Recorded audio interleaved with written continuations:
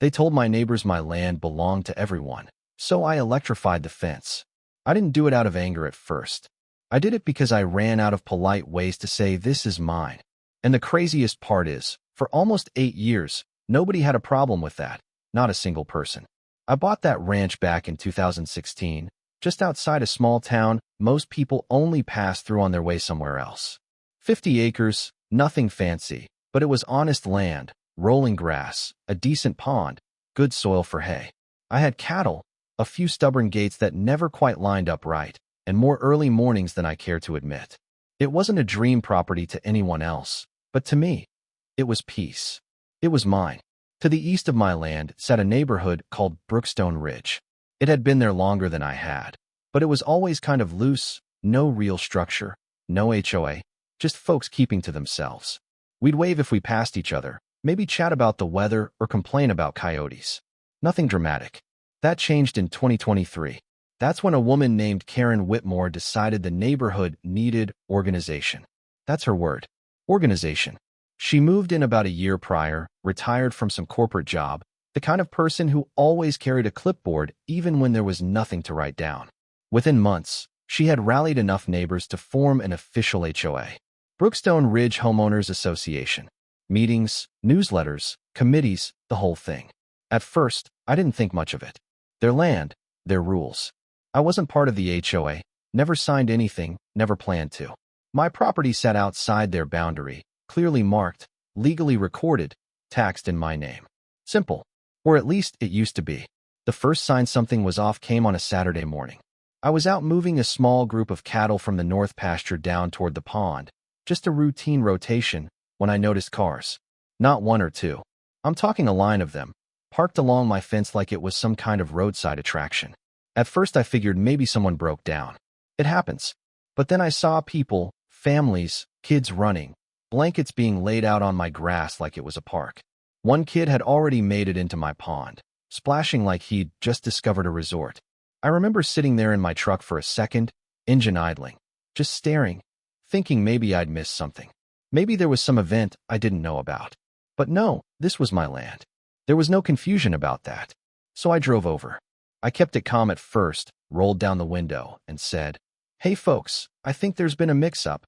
This is private property." Most people looked surprised, a little embarrassed. But one woman, probably mid-30s, stood up and walked right over like she'd been expecting me. She held up a folded piece of paper and said, "No, it's community land now." I actually laughed a little, not because it was funny, but because it didn't make sense. Community land? I said, "Ma'am, I own this ranch." She unfolded the paper and pointed at a headline. Brookstone Ridge Newsletter. It says here this area is now open for shared recreational use. And then she showed me the map. Clear as day, my entire 50 acres shaded in green, labeled Community Recreation Zone. I remember blinking, like maybe my eyes weren't working right. "Who told you this?" I asked. "Karen," she said, like that explained everything. She announced it at the HOA formation meeting. Said the surrounding ranch land was included in the new boundaries. I felt something shift in my chest right then, not anger yet, more like disbelief turning into something heavier. "This land isn't part of your HOA," I told her. "Never has been." She hesitated, just for a second, confusion creeping in. "Well, that's not what we were told." I nodded, kept my voice even. "Yeah, I can see that." Most of them packed up and left after that.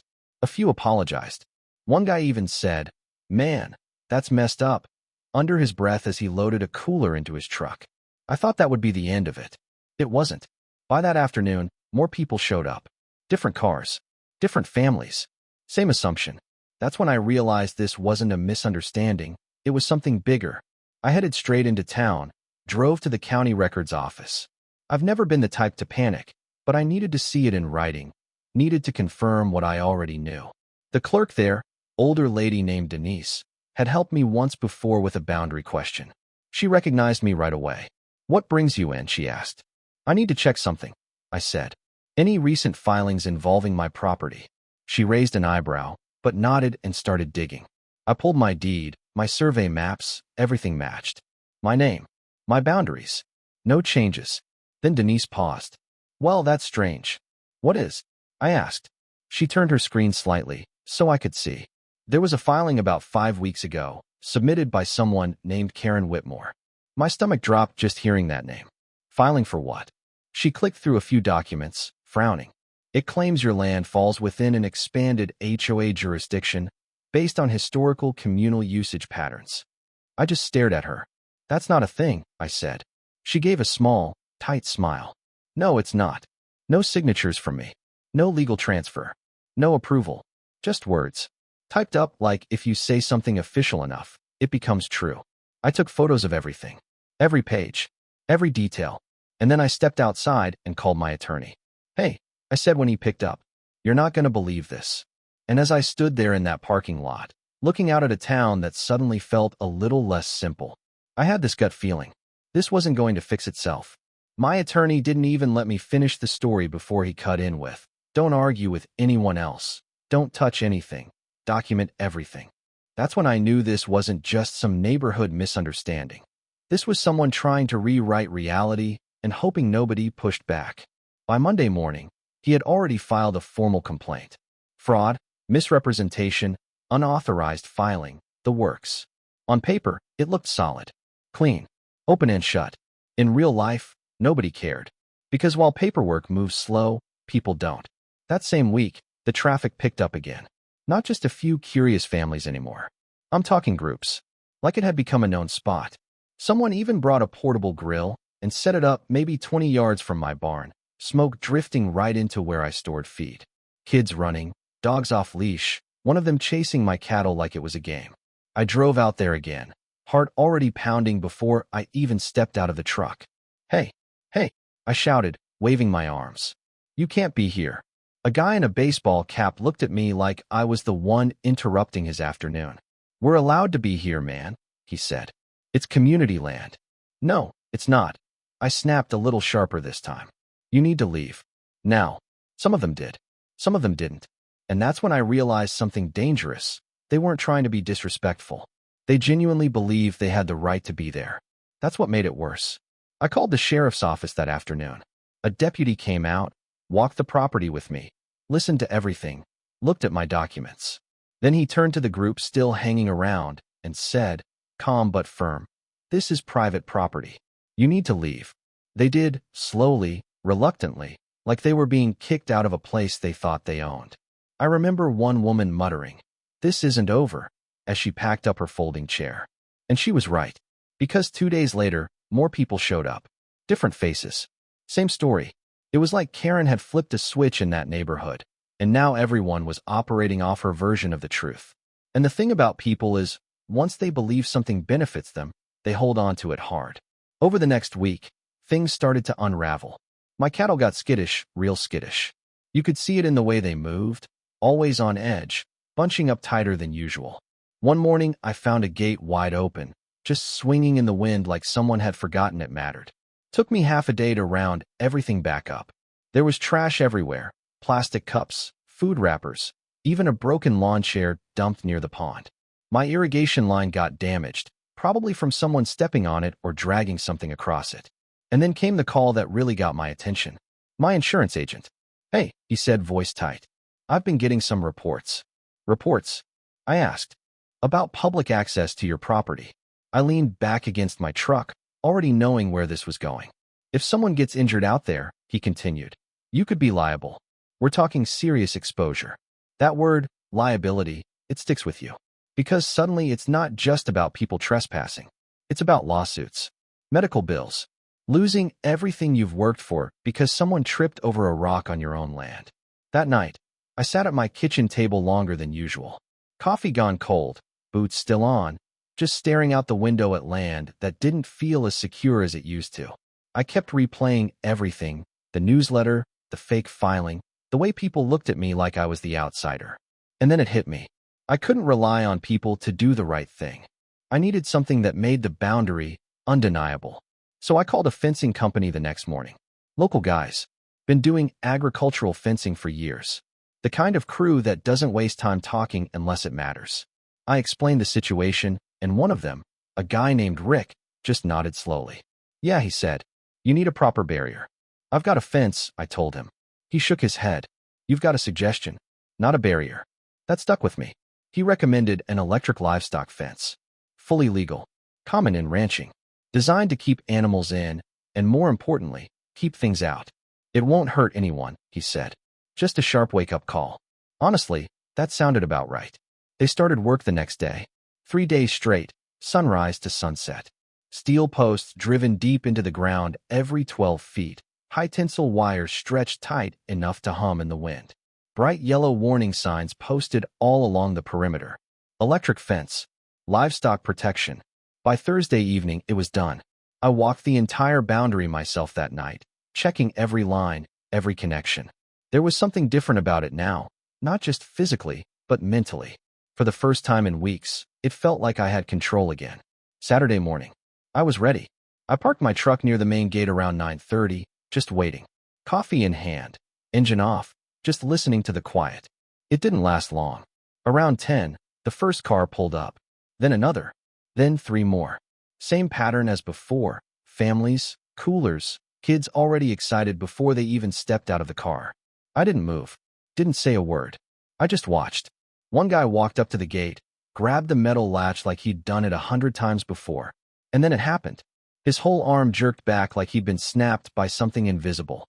He stumbled a step, shaking his hand, eyes wide. "What the?" he muttered. His wife rushed over. "What happened?" "I don't know, it just..." She reached out, touched the gate. "Ah," she yelped, jumping back like the ground bit her. I took a slow sip of coffee. Within the next hour, more people showed up, and one by one, they all learned the same lesson. You could see it spread through the crowd, confusion first, then frustration, then that slow realization that maybe, just maybe, they'd been wrong. By noon, there were about 30 people gathered outside my fence. Not inside, outside. And that's when Karen showed up. Karen didn't walk up to that fence. She stormed it, like the whole situation was something personally done to her. Heels digging into the dirt, sunglasses pushed up on her head. Already talking before she even got close enough for me to hear the words clearly. "What is this supposed to be?" she shouted, arms thrown wide like she was presenting evidence in a courtroom nobody asked for. I stayed in my truck for a second, just watching her. Not because I was scared, but because I wanted to see how far she was willing to go when the story she built started falling apart in real time. Finally, I opened the door, stepped out, leaned against the side of the truck. "It's a fence," I said. "You've probably seen one before." She didn't like that. You could see it in the way her jaw tightened. "This is illegal," she snapped, pointing at the wires. "You can't just block off community land with. What is this, some kind of electric trap?" I took a breath, slow, steady, because this was the moment. Weeks of build-up, frustration, disbelief, all of it sitting right there between us. "It's not community land," I said. It never was. Behind her, people were murmuring, shifting, some of them clearly less confident now than they'd been a week ago. Karen held up a folded copy of that same newsletter like it was a winning card. "This says otherwise," she said. "We have documentation." I almost smiled, not because it was funny, but because I knew exactly how this part was going to end. "Yeah," I said. "You've got a flyer." That's when she stepped closer, lowering her voice just enough to make it sharp. "You don't understand what you're doing," she said. "You're denying access to residents who have every right to be here." And there it was, not confusion, not misunderstanding, certainty. The kind that doesn't come from facts, but from believing your own voice long enough that it starts sounding like truth. I reached into my truck, grabbed my phone, and called the sheriff. "I think it's time," I said when dispatch picked up. Karen scoffed, crossing her arms like she'd already decided how this would play out. "Good," she said. "Let's get someone out here who actually knows the law." I didn't respond. I just leaned back against the truck again and waited. It didn't take long. 2 deputies rolled up, same department as before, but different faces this time. They stepped out, took one look at the crowd, the fence, Karen standing front and center like she was hosting the whole thing, and you could tell they already had a sense of what they were walking into. One of them, taller guy, calm voice, approached first.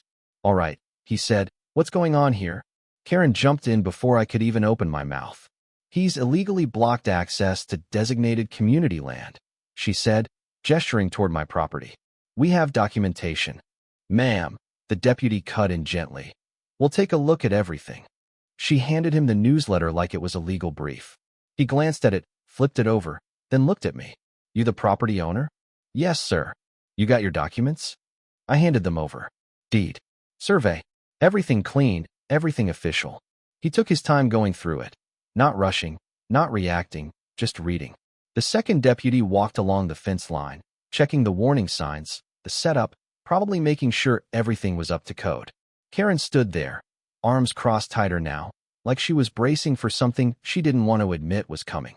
Finally, the first deputy looked up. All right, he said, handing my papers back. This is private property. You could feel it in the air, that shift. Like a balloon losing pressure. Karen shook her head immediately. That's not correct. The HOA. The HOA, he interrupted, calm but firmer now, does not have authority over land it does not own. She opened her mouth again, but nothing came out right away. He continued, turning slightly so the rest of the crowd could hear. This fence is legal. The signage is appropriate. And everyone here is currently trespassing. That word landed heavier than anything else he'd said. Trespassing. Not visiting. Not misinformed. Trespassing. Karen tried one more time, her voice sharper now, a little less controlled. But we filed. Yes, the deputy said, nodding. And that filing is under investigation. Silence. Real silence this time. And just so we're clear, he added, looking directly at her, encouraging people to enter private property under false claims that can lead to criminal charges. You could see it hit her. Not all at once, but in pieces. The confidence cracking first, then the posture, then that look people get when they realize the ground they've been standing on isn't solid anymore. Nobody clapped. Nobody cheered. People just started leaving. Quietly. Quickly. Folding chairs, packing coolers, calling kids back from the fence like suddenly it had always been off limits. Karen didn't say another word. She just turned and walked back to her car, not looking at anyone. I stood there for a while after they all left, the deputies wrapping up, giving me a nod before they drove off. And for the first time in weeks, it was quiet again. Real quiet. The kind I remembered. A week later, I got a notice about an emergency HOA meeting. I wasn't invited, obviously, but word travels fast in a small area like that. Karen was removed. Unanimous vote. Turns out a lot of people didn't appreciate being dragged into something that could have gotten them in serious trouble. The board issued a formal apology too. Put it in writing, made it clear my land had never been part of their association, never would be. As for Karen, last I heard, she was dealing with fraud charges. Nothing finalized yet, but enough to keep her busy explaining things she probably should have thought through a little more carefully. And the fence? It's still there. Same wires. Same signs. Only difference is nobody touches it anymore. Now here's the thing I still think about sometimes. There were people out there, good people, families, who genuinely believed they were in the right. They trusted what they were told, didn't question it, didn't check, and for a while, that was enough to turn someone else's property into their weekend hangout. So where does that line actually sit? Is it on the person who lied, or the people who didn't bother to ask? Because I'll be honest, I didn't expect things to go that far. I didn't expect I'd have to electrify my own land just to make a point that should have been obvious from the start. But here we are, and I'm curious what you think. If you were in my position, would you have handled it the same way? Or would you have done something different before it got that far? Let me know in the comments. Because situations like this, they're not as rare as people think, and the line between misunderstanding and entitlement gets blurry real fast.